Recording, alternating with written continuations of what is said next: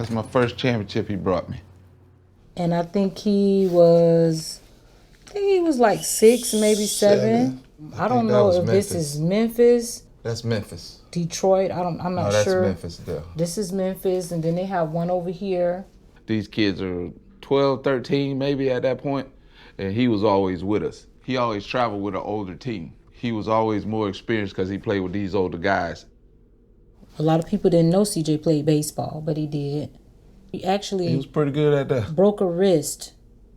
In football, they used to call him Crazy Leg Bellamy. He would score like crazy.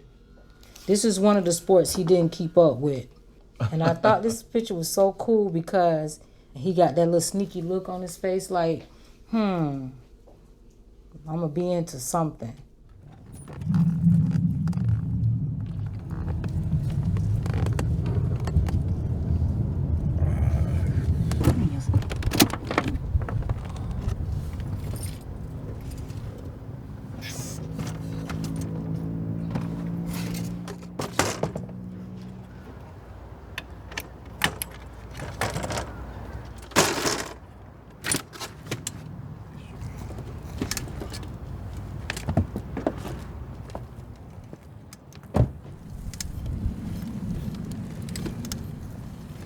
I just love watching him play because he can hoop. He was a great fundamental basketball player. He'll play versus anybody and hoop on anybody. Like, everybody loved watching him play. Scouts came out to every games, other coaches. Like, he had a lot of support, a lot of scholarships and everything too. So when he got shot, he wasn't able to, play for those D1 schools and everything like he wanted to, because he was paralyzed from the waist down. He already had his mind made up where he was going, what he was gonna do. And that night changed everything.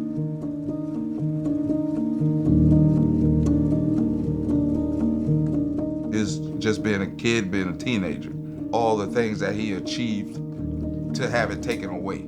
It was something that he wasn't willing to accept right then. The greatest gift was that he was still alive.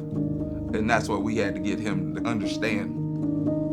You always see on movies, like, okay, that person got shot, and then they end up walking like 2 months later. So I definitely thought it was gonna be like a movie. And then it definitely wasn't a movie. I was supposed to ride out with him that night. And that was another reason why it always stuck with me, because, it was in a state of like, shock. You can't believe it. Like, no, not like, nah. Shock. I'm like, hey, man, at basketball practice, and he had basketball practice, man. I felt lost. I thought I lost my brother.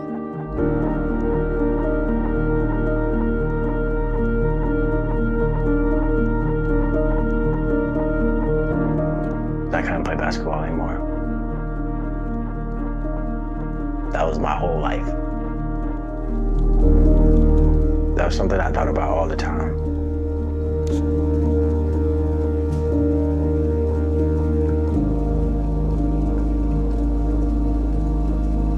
I've always thought he would be able to come up out of it.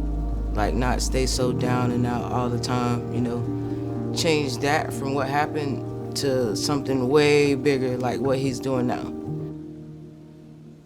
And I'm guilty of this. You'll be talking about something and you say, oh, this is just the worst.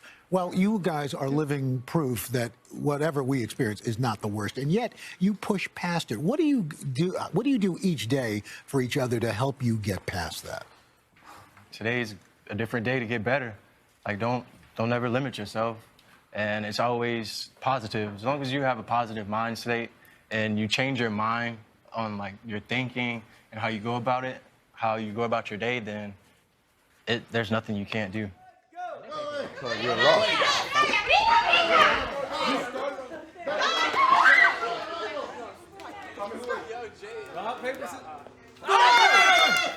Yo, we gotta rally for days right now.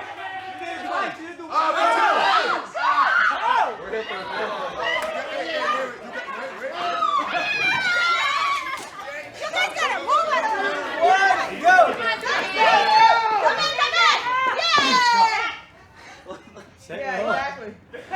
paper, scissors.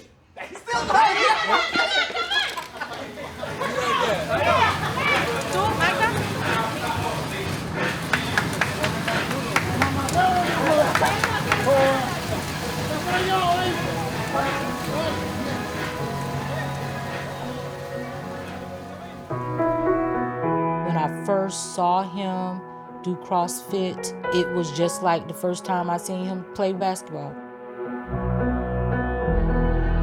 He loves the CrossFit family, and I call it his happy place. That's his happy place. I think the first time I seen him in the wheelchair climb up a rope, and I'm like, dude, I ain't never done that in my life.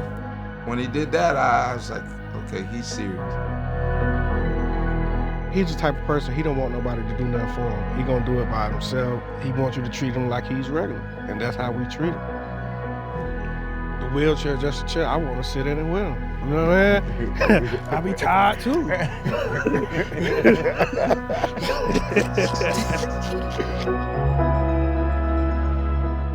No leg power to me is educating people and showing people that even though I'm in a wheelchair, everything is still possible.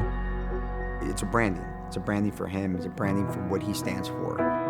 The impact that he brings in is to motivate others. And I think that he's been put through his process, through his struggles from the beginning to where he is today. It's a different CJ. And that branding went from not only this gym, but several other gyms and several other people supporting No Leg Power. Nowadays, I mean, man's mailing out No Leg Power everywhere. Oh, well. Between the legs. She got a good spot now. No leg power! Only thing has changed that he can't walk. But as far as his attitude and his passion, all that's still the same. People tend to think, what if he would never have gotten shot? Where would he be? What would he be doing? He'd probably be doing the same thing he's doing now.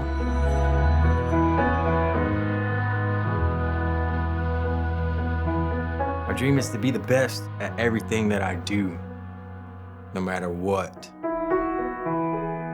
Like, I can leave someplace like, all right, I gave it all I got. I did what I could do, and I'm happy with it.